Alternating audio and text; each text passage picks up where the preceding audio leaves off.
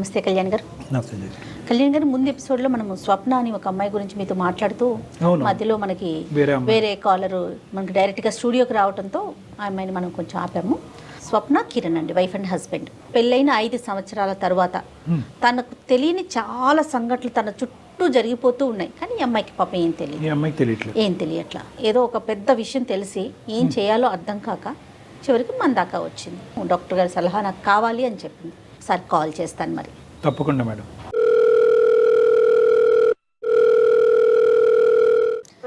Hello, స్వప్న అండి? ఎవరండి మీరు? నేను జయానండి, అందమైన జీవితం ప్రోగ్రామ్ నుంచి కాల్ చేస్తున్నాను. మీ సమస్య గురించి నాకు మెయిల్ చేశారు కదా. నాతో పాటు డాక్టర్ కళ్యాణ్ చక్రవర్తి గారు ఉన్నారు. మీ సమస్య ఏంటో వివరంగా చెప్పండి ఒక్కసారి డాక్టర్ గారికి. నమస్తే అమ్మా స్వప్న. నమస్తే సార్. చెప్పమ్మా స్వప్న, ఏంటి సమస్య? నేను మా హస్బెండ్ ఒక ఐటీ కంపెనీలో పరిచయం అయ్యాం సార్. పరిచయం అయిన తర్వాత ఫ్రెండ్షిప్ తర్వాత ఇంకా ఇట్లా లవ్ లో పడి ఇంకా మా పేరెంట్స్ కి తెలియకోకుండా మేమిద్దరం పెళ్లి చేసుకున్నాం సార్. ఇంట్లో కూడా చెప్పాము. అటు మా హస్బెండ్ సైడ్ వాళ్ళ పేరెంట్స్ కి చెప్తే వాళ్ళు ఒప్పుకోలేదు సార్. మా పేరెంట్స్ అసలు యాక్సెప్ట్ చేయలేదు. మేమిద్దరం పెళ్లి చేసుకున్నాం. 5 years అవుతుంది సార్. మాకు 5 years అయినా మ్యారేజ్ లో నన్ను కొంచెం తిట్టడం కానీ అట్లా అరవడం కానీ ఏం ఉండేది కదండి. ఇరువైపులా పెద్దలు అంగీకరించారమ్మా? ఇప్పుడు ఆశీర్వదించారా? లేదంటే మాటలున్నాయా లేవా?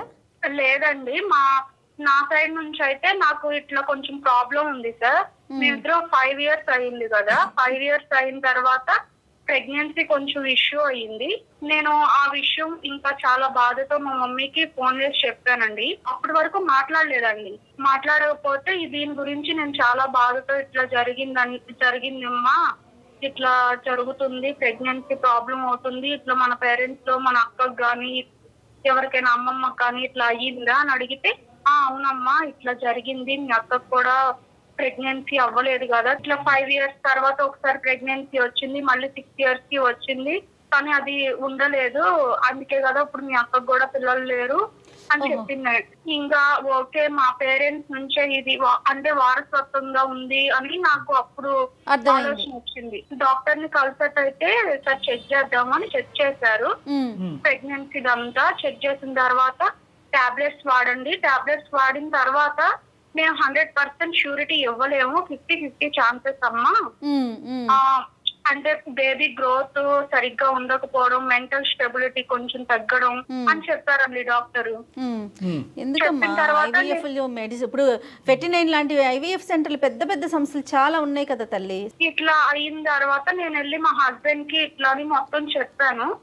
చెప్పిన తర్వాత ఓకే అమ్మా ఏం కాదు, అంటే ప్రెగ్నెన్సీ ప్రాబ్లం ఉంటే ఏం చేయలేం కదా మనం, నేను నిన్ను ప్రేమించింది కానీ ఇట్లన్నిటిని కాదు కదా అని కిరణ్ ఇట్లా నన్ను కొంచెం ఓదార్చాడండి. ఈ బాధలో ఎవరు లేకపోతే కొంచెం ఓదార్చే వాళ్ళు కూడా ఉంటారు, అమ్మా నాన్నకి చెప్పి అత్తయ్య మామని తీసుకుని రండి అని చెప్పానండి. కిరణ్ కూడా ఒప్పుకోలేదండి. ఒప్పుకోకపోతే నేను ఎట్లా 1 year లో ఆయన ఒప్పించి వాళ్ళ పేరెంట్స్ ని, మా అత్తయ్యని మా మామయ్యని కూడా ఒప్పించి ఇంటికి తీసుకొచ్చుకున్నామండి.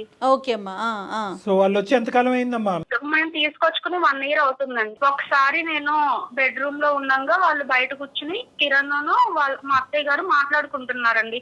ఇంకా ఎన్ని రోజులు పిల్లలు లేరు, ఏమీ లేరు, ఎట్లా బయట సమాజం ఏమనుకుంటుంది,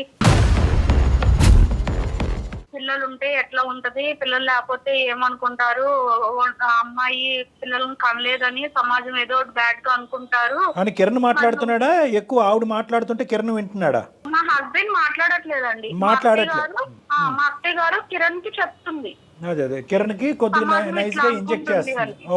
ఓకే మరి ఏం చేద్దామమ్మా అని అడుగుతున్నాడు కిరణ్. నేను విన్నానండి ఆ మాట కూడా. ఏంటో అడుగుతున్న అత్తయ్య గారు అని అంటే, ఏం లేదు, అది పిల్లల గురించి అడిగింది అంతే, నేను చెప్పానులే, సర్ది చెప్పానులే, అమ్మ కూడా ఓకే అందులే, ఏం లేదు, ప్రాబ్లం సాల్వ్ అమ్మా అని నాతో చెప్పారండి కిరణ్. సో అది పెద్ద రాద్ధాంతం చేయలే కిరణ్. కొద్దిగా జాగ్రత్త అయిన మనిషే. మాటలు క్యాలిక్యులేటెడ్ గా ఉన్నాయి, యాక్షన్స్ కూడా క్యాలిక్యులేటెడ్ గానే ఉన్నాయి. అమ్మ స్వప్న ఇలా వింటుంది, ఇలా స్వప్నకు కూడా తెలిసింది, అనవసరంగా మీ ఇద్దరి మధ్య రిలేషన్షిప్ డిస్టర్బ్ అవుద్ది, ఈ మాటలు ఇక్కడతో ఆపేయమ్మా అని చెప్పి మరి వాళ్ళ అమ్మగారికి ఒక విధంగా వార్నింగ్ ఇవ్వలేదా కిరణ్? ఎందుకు ఆవిడ అదే పని ఎందుకు కంటిన్యూ చేసింది? కిరణ్ కి వాళ్ళ అమ్మ అంటే చాలా రెస్పెక్ట్ అండి, చాలా రెస్పెక్ట్. వాళ్ళ అమ్మ మాటలు వింటాడు, ఇటు సైడ్ నా మాటలు వింటాడండి. నన్ను అంటే చులకనగా చూస్తారంటారు కదా, తినే వైఫ్ తినతో ఇట్లా ఉండాలి ఇట్లా ఉండాలని అట్లా ఏమి ఉండడు కిరణ్. కానీ ఎక్కడైతే ఆపాలో అక్కడ ఆపట్లే కదా. ఒక ఆడపిల్లకి ప్రత్యేకంగా ఒక ఆడది ప్రేమించి పెళ్లి చేసుకున్న తర్వాత భార్య స్థానంలో కూర్చుని నువ్వు గొడ్రాలివి, ఇండైరెక్ట్ గా అదే కదా, నువ్వు గొడ్రాలివి అని రన్నింగ్ కామెంటరీ రోజు పక్క బెడ్రూమ్ నుంచి వినిపిస్తూ ఉంటే ఆ అమ్మాయి ఆ ఇంట్లో ఉండాలా, ఎందుకు ఈ గుడిబండ తెచ్చుకుని ఇంట్లో పెట్టుకున్నాను అని అనుకుంటది కదా. ఆ మాత్రం కిరణ్ కి సెన్స్ ఉండాలి కదా. ఇద్దరిని బ్యాలెన్స్ చేస్తున్నాడు. కానీ నువ్వు ఏదైతే ఒక మాట వినకూడదో ఆ మాట పదే పదే ఇంట్లోంచి వినిపిస్తున్నప్పుడు ఆ మాటను ఆపేటటువంటి ప్రయత్నం కిరణ్ చేయాలిగా. చెయ్యలేదు కిరణ్, అట్లా ఏం చేయలేదండి. కాకపోతే మాకు తెలియకుండా మెయింటైన్ చేశారండి. వాళ్ళ అమ్మను కిరణ్ ఇద్దరు మాట్లాడుకునేవాళ్ళు సీక్రెట్ గా. నాకైతే చాలా చాలా బాధ వేసేదండి. మాట గుడ్రాలు అని అంటా ఉంటే చాలా రోజులు రూమ్ లో కూర్చుని ఫుడ్ తినకోకుండా ఏడుస్తానే ఉండేదాన్నండి.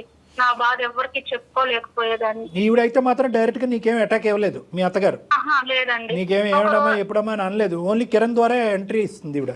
అవునండి, కిరణ్ కి కూడా తెలియకుండా కిరణ్ మారిపోయాడండి. ఏదోలే, మీరు అలాగే అనుకుంటారులేండి, తెలియకుండా ఎలా మారిపోతారు మన కర్మ.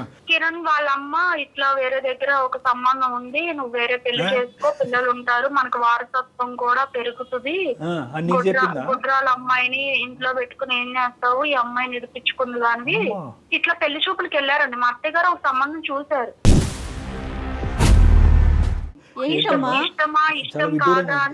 నీకు తెలిసి వెళ్ళారు, నీకు తెలియకుండా ఎన్నింటికి వెళ్ళారు? పెళ్లి చూపులకి వెళ్ళి వచ్చేసారు. నిజంగా పెళ్లి చూపులకి వెళ్ళాడా? నిజంగా పెళ్లి చూపులకి వెళ్ళాడండి, 100% వెళ్ళాడు. నీకెవరు చెప్పారమ్మా ఈ విషయం?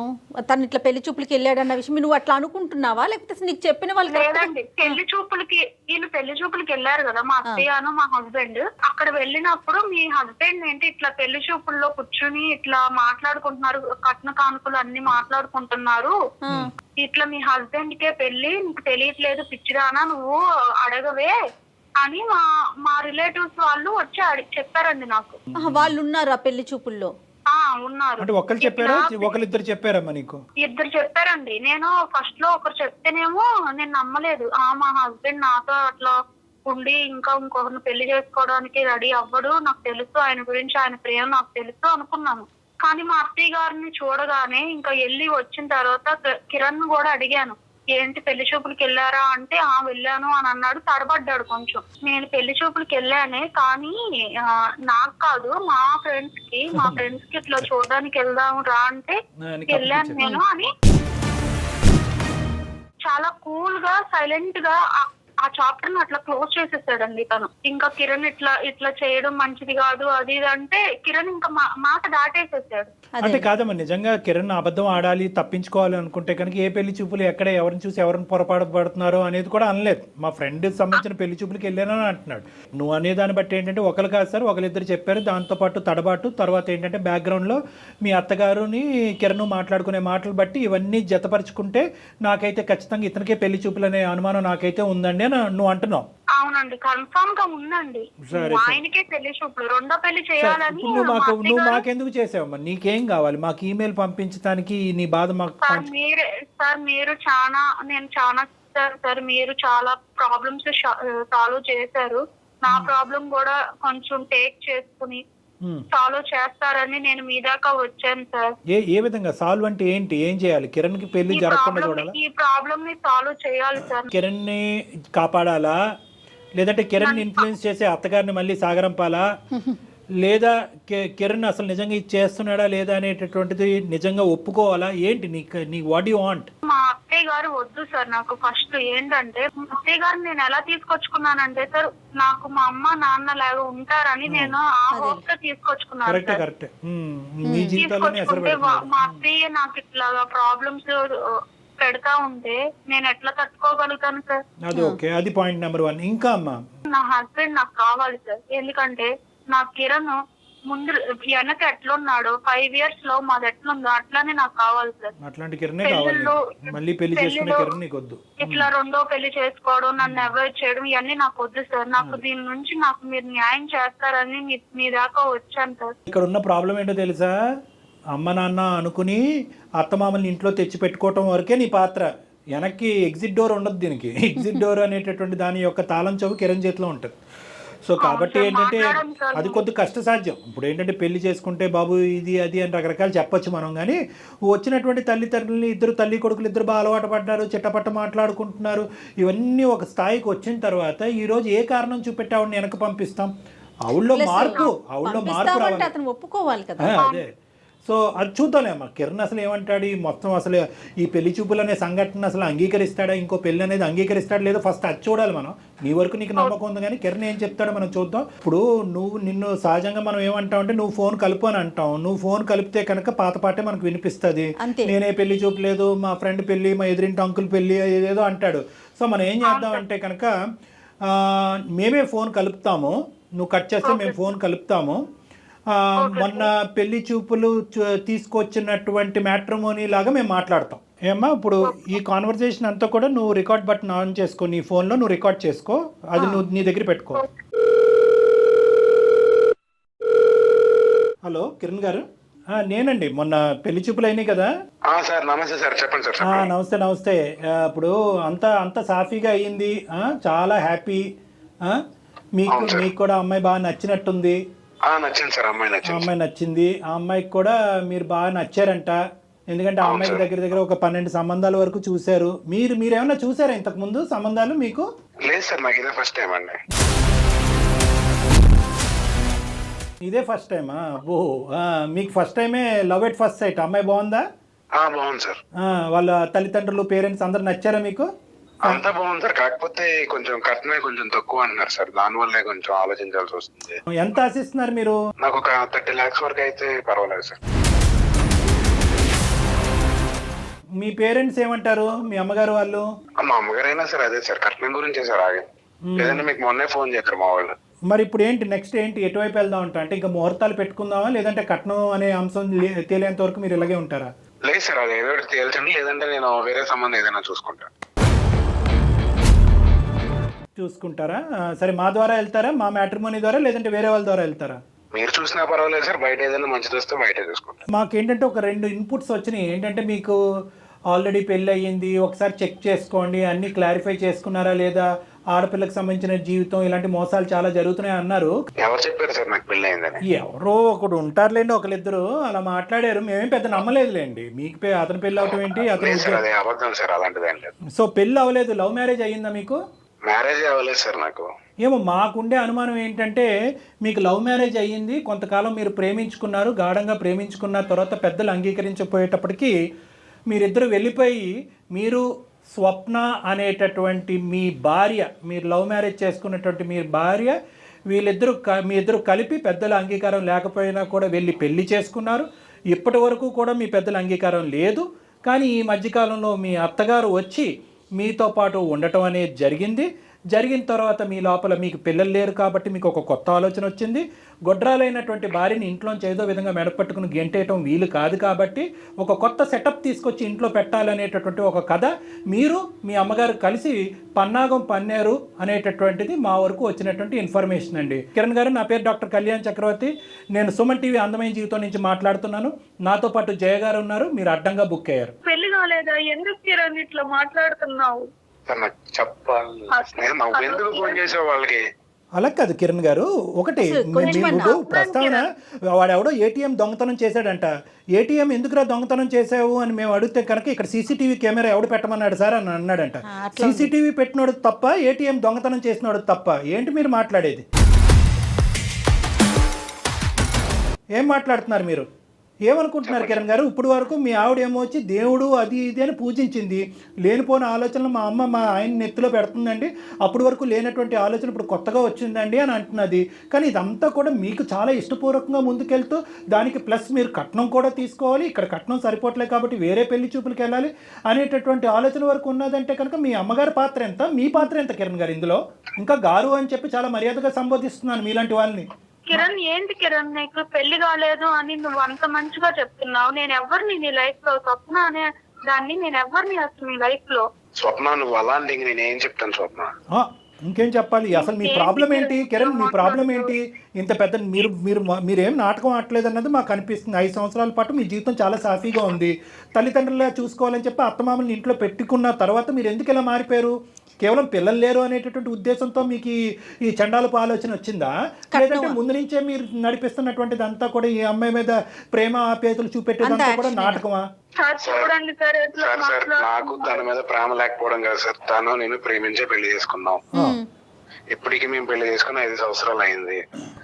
బిఫోర్ 2 years వరకు మా లైఫ్ చాలా హ్యాపీగా ఉంది. మీరు కావాలంటే తను ఎంక్వైరీ చేయండి, తను అడగండి. మీరు చెప్పిన దానికంటే 10 రెట్లు ఎక్కువే చెప్పింది లేండి అమ్మాయి మీ గురించి. కాకపోతే ఇప్పుడు ఏంటంటే తనకి పిల్లలు పుట్టారు సార్. అంటే మీరు అనుకున్నారా ప్రేమించుకున్నప్పుడే మనం పెళ్లి చేసుకుని కలిసి ప్రయాణం చేయాలంటే 2 years లోపల పిల్లలు పుడితే నువ్వు భార్యవి, లేదంటే నిన్ను బయటకు గెంటేస్తానని అనుకున్నారా? ఒకప్పుడు ప్రాబ్లం మీకే ఉంటే కిరణ్ గారు ప్రాబ్లం మీకే ఉంటే, ఇప్పుడు ఆవిడకి ప్రాబ్లం కాబట్టి ప్రాబ్లం మీకే ఉంటే కనుక అప్పుడు స్వప్న గారు కూడా వేరే పెళ్లి చూపులకు వెళ్ళొచ్చా వాళ్ళ అమ్మగారితో పాటు? ఆ ఈక్వేషన్ వర్కౌట్ అవుదా మన సమాజంలో? ఆ ఈక్వేషన్ వర్కౌట్ అవుదా? ఆ లెక్క తేలదా? నమ్మలేకపోతున్నాను కిరణ్. మీరే చెప్పండి సార్, నాకు వారసత్వం కావాలి, నేను 2వ పెళ్లి చేసుకుంటాను, చెప్పండి సార్ మీరే తనకి. ఏంటి తనకి నేను ఇప్పుడు ఆ అమ్మాయి మాకు కంప్లైంట్ పెడితే ఇప్పుడు అమ్మాయి నువ్వు మాట్లాడమ్మా, నువ్వేం మాట్లాడాలో మాట్లాడు. అతను ఏం చెప్తున్నాడో మాకు అర్థం కావట్లేదు, నువ్వు మాట్లాడు. ఏంటి సార్, ఏంటి కిరణ్ నువ్వు ఇట్లా మాట్లాడుతున్నావు? మన 5 years లవ్ ఏమైపోయింది, ఇప్పుడు మీ అమ్మ ఇట్లా రాగానే ఇట్లా మారిపోయావు, ఏంటి కిరణ్? ఇప్పుడు నాకు వారసత్వం కావాలి కదా స్వప్న. కిరణ్ మనకి కావాలంటే పిల్లల్ని తీసుకొచ్చుకుని పెంచు, అంత పిల్లలు పెంచుకున్నాం కిరణ్. ఎందుకు కిరణ్? పెంచుకుంటే నా పిల్లడు అవడు కదా స్వప్న, పెంచుకుంటే నా పిల్లడు అవుతాడా? కిరణ్ నీకు తమ్ముడు ఉన్నాడుగా కిరణ్, నీకు తమ్ముడు పుట్టిన పిల్లలు అన్న ఆ పిల్లలు కూడా నీకు డాడీ లెక్కే కదా కిరణ్. ఎందుకు? అవును స్వప్న, ఇప్పుడు ఆడపిల్లలు ఆడికి పిల్లలు అవుతారు కానీ నాకు పిల్లలు అవుతారా చెప్పు? నా తమ్ముడు పిల్లలే, నేను ప్రేమగానే పెంచుకుంటాను. వాళ్ళకి ఒక వయసు వచ్చిన తర్వాత వాళ్ళ తండ్రి ఆడే గుర్తొస్తాడు తప్ప నేను గుర్తురాను కదా. కిరణ్ పెళ్లి చేసుకుంటావు, పిల్లల గురించి పెళ్లి చేసుకుంటావు, నువ్వుని నీ సో కాల్డ్ సెకండ్ వైఫ్ మీరిద్దరు కలిపి అక్కడ బెడ్రూమ్ లో సరసాలు ఆడుతూ ఉంటారు. ఈ అమ్మాయి ఏం చేయాలి? వంటగదిలో గిన్నెలు కడగాల? ఈ అమ్మాయి పరిస్థితి ఏంటి? తను ఉంటుంది సార్, తన ఎక్కడికి వెళ్ళిపోతుంది, తను ఉంటుంది. ఆ అమ్మాయి కూడా నువ్వు దరిద్రం మెడకు చుట్టుకుంటే ఇలాగే ఉంటది. నువ్వు పెళ్లి చేసుకున్న 2వ అమ్మాయికి కూడా పిల్లలు కనకపోతే అప్పుడు ఏం చేద్దాము? ఇంకొకటి వస్తుంది 3 bedroom హౌస్. అప్పుడు కాదు ఏంటి అసలు నీ ఈక్వేషన్? స్వప్న నువ్వు దీన్ని పెద్ద సీన్ చేయకు. సీనే ఇది, పెద్ద సీన్ కాదేంటి, చాలా పెద్ద సీన్ ఇది. అసలు నువ్వు నిజంగా ఇప్పటి వరకు నిజాయితీగా ప్రేమిస్తున్నావా, ఇదంతా కపట నాటకమా అనేటటువంటిది మాకు అర్థమవుతుంది. ఒకే విషయం మాకు తేలాలి, ఇది నీకు వచ్చినటువంటి ఆలోచన లేదంటే సెకండ్ ఎంట్రీ ఇచ్చినటువంటి మీ తల్లి గారు మీ బ్రెయిన్ లో పెట్టిందా? ఎవరు పెట్టినా కూడా ఆవిడ కూడా మా తల్లి గారు నాకు బ్రెయిన్ లో పెట్టింది ఏం లేదు. తను మీకు మా అమ్మ గురించి చాలా చెప్పే ఉంటది. మీరు ఇప్పుడు చెప్పారు కాబట్టి నేను ఇప్పుడు చెప్తున్నాను. వాళ్ళ అమ్మగారే చెప్పారు అన్ని వాళ్ళ అమ్మే చేసిందని చెప్పు ఉంటది. ఏ తల్లి తన కొడుకుని పాడైపోమని ఏ తల్లి చెప్పదు సార్. మా అమ్మ అయితే నాకు చెప్పలేదు, నీకు పిల్లలు కావాలి కదా, నీకు వారసత్వం కావాలి కదా, నువ్వు అక్కడ ఎలా ఉండిపోతావు అని అన్నది అంతే. కిరణ్ నేను అడిగినప్పుడు అమ్మ నాన్న అత్తయ్య మామయ్యని ఇంటికి తీసుకొచ్చి పెట్టుకున్నావు అని అన్నప్పుడు నీకు గుర్తు రాలేదా ఈ విషయాలన్నీ? ఎందుకు ఇట్లా మారుతున్నాను? నేను మారడం ఏంటి స్వప్న, ఇప్పుడు నీకు జరిగేది అదే కదా. ఇప్పుడు నేనేం చేయను చెప్పు? ఇప్పుడు అక్కడేమో మా అమ్మ నువ్వు పిల్లలు కావాలి, నువ్వు 2వ పెళ్లి చేసుకోకపోతే నేను చచ్చిపోతాను అంటుంది. ఓ పక్క నువ్వు చచ్చిపోతాను, మీ ఇద్దరు కదా మధ్యలో నేను కావాలి మధ్యన. సో మీకేమి ఇప్పుడు మీకంటూ పిల్లలు కావాలి అనేటటువంటి ఉద్దేశం లేదు, కానీ మీ అమ్మగారికి మాత్రం వారసుడు కావాలి అనేటటువంటి ఆలోచన వల్ల ఆవిడ అది బలవంతం పెట్టింది కాబట్టి మీరు ఈ లూప్ లోకి వెళ్ళారా? ఇప్పుడు నాకు కూడా ఉంది సార్, మొన్నటి వరకు నాకు కూడా లేదా ఆలోచన, ఇప్పుడు నాకు కూడా ఉంది సార్. నా కొలీగ్స్ అందరినీ చూస్తుంటే నాకు కూడా పిల్లలు అంటే బాగుండన్న ఆలోచన నాకు కలుగుతుంది. కరెక్టే, కానీ నువ్వు ప్రేమించి పెళ్లి చేసుకున్నటువంటి ఈ అమ్మాయికి తన జీవితంలో మొదటి స్థానం కాకుండా 2వ స్థానంలో ఎలా ఉంటుంది ఆ అమ్మాయి? ఈ అమ్మాయి పరిస్థితి ఏంటి? పిల్లల మాట తర్వాత మాట్లాడదాం. నువ్వు ప్రేమించి నమ్మి వాళ్ళ తల్లిదండ్రులను వదిలేసి ఇక్కడికి వచ్చి ఆ అమ్మాయి నీతో పాటు కాపురం చేస్తుంది. అటువైపు తల్లిదండ్రులు లేక ఇక్కడ భర్త స్థానం అనేటటువంటిది లేక ఏమైపోద్ది ఈ ఆడపిల్ల? ఈ అమ్మాయి పరిస్థితి ఏంటి? తను అక్కడే ఉంటుంది, తను ఎప్పుడు ఎలా ఉంది ఇప్పుడు అలాగే ఉంటుంది. ఇప్పుడు 2వ పెళ్లి చేసుకునే అమ్మాయికి ఇట్లా పెళ్లి అయింది, నాకు ఒక బాధ ఉందని చెప్తాడా? మరి వాళ్ళు ఒప్పుకుంటారా? ఇప్పుడు మీరు ఇన్ని చెప్తున్నారు కదా సార్, రేపొద్దున మీకు ఎలా ఆ సిచ్యువేషన్ లో మీరుంది మీరేం చేద్దరు సార్? పిచ్చి మాటలు మాట్లాడుకు. నీ సిచ్యువేషన్ లో మేము ఉండటం, మేము ఉంటే ఇలాంటి పిచ్చి నిర్ణయాలు తీసుకోము. మైండ్ నుండి మాట్లాడుతున్నావా లేక మాట్లాడుతున్నావా? ఏం మాట్లాడుతున్నావు? ఏం బాబు నీలాగా అందరూ ఉంటారని అనుకోవద్దు. నువ్వు ప్రేమించావు ఒక ఆడపిల్లని. కాదు కళ్యాణ్ గారు, ఆయన ఏదో కరెక్ట్ ఆలోచన చేస్తున్నాడు, మిగతా వాళ్ళందరూ చాలా తప్పుగా ఆలోచన చేస్తున్నారు అనుకుంటున్నాడు. అసలు వాస్తవానికి ఇది ఎలా ఉండాలంటే నీకు తెలియదు స్వప్న. నువ్వు ముందే ఫోన్ చేసావు, పెళ్ళి అయిన తర్వాత ఫోన్ చేయవలసింది. అప్పుడు ఇతనికి ఏమవుతుంది అంటే కనుక అప్పుడు బైగమీ కింద ఇతను లోపల ఉంటాడు, జైల్లో ఉంటాడు. అది పెద్ద శిక్ష. 7 సంవత్సరాల పాటు ఎంతో జైల్లో ఉంటాడు. నాకు కరెక్ట్గా తెలియదు. నువ్వేంటంటే పెళ్లి చూపులప్పుడు నాకు తొందరపడి ఫోన్ చేశావు. అతనికి ఇలా చేస్తే కనుక ఏంటి శిక్ష అనేది తెలియక చేస్తున్నాడో, లేదంటే నిన్ను కాస్త అలా దుబ్బితే కనుక నువ్వు మెత్తబడిపోతే కనుక 2, 3, 4 తీసుకొచ్చి పెట్టుకోవచ్చు అని అనుకుంటున్నట్టున్నాడు. నీ అసెస్మెంటే ఈ మనిషి గురించి తప్పు. నువ్వు చాలా అమాయకురాలివి. సార్ మీరు ఎప్పుడు ఆడపిల్ల వైపే మాట్లాడుతున్నారు సార్. ఫస్ట్ నుంచి కూడా మీరు మాట్లాడాలి కదా. నేను అక్కర్లేదయ్యా, ఆడపిల్ల వైపు నేను ఎప్పుడూ మాట్లాడలేదయ్యా. నువ్వు ఎప్పుడు కూడా మేమి చెప్తా. నువ్వు అనుకున్నది మాత్రం సొల్యూషన్ కాదు అనేది అయితే ఫస్ట్ బలంగా చెప్తా. తర్వాత ఎటువంటి సొల్యూషన్ ఉంది అనేటటువంటి వారసుడు కావాలనేటటువంటి దానికి కూడా సొల్యూషన్ చెప్తా. కానీ ఫస్ట్ నీకు నీ మనసులో స్వప్న అనేటటువంటి వ్యక్తికి ఒక చాలా ప్రధానమైనటువంటి స్థానం ఉంది. నా ప్రేమ ఏమి ఒక స్థానాన్ని వేరే వాళ్ళకి ఇచ్చేస్తాను అంటున్నాడు సార్. చూడండి సార్. అమ్మమ్మ ఒక్క నిమిషం. స్వప్న ఎవరు వచ్చినా వాళ్ళకన్నా ఆయన మనసు చాలా విశాలమైందమ్మా. ఎంతమందికైనా స్థానం ఇస్తాడు. తను ఉంటుంది అని పెళ్లి చేసుకుంటాను, నువ్వు కావాలి తను కావాలంటే నేను ఎట్లా యాక్సెప్ట్ చేయాలి? అసలు ఆ ఫీలింగ్ ఎట్లా ఉంటుంది అమ్మాయికి? పెళ్లి చూపుల్లోకి వెళ్ళి నీకు పెళ్లి అవ్వలేదు, ఇదే ఫస్ట్ మ్యారేజ్ అన్నట్టుగా ఒక అబద్ధం చెప్పడం, వాళ్ళని మోసం చేయటం, ప్లస్ కట్నం అడగటం, ప్లస్ నాకు ఆ అమ్మాయి నచ్చిందండి 30 లక్షలు కావాలని డిమాండ్ చేయటం. అసలు నువ్వు ఎవరనుకుంటున్నావు? నువ్వేమనుకుంటున్నావు?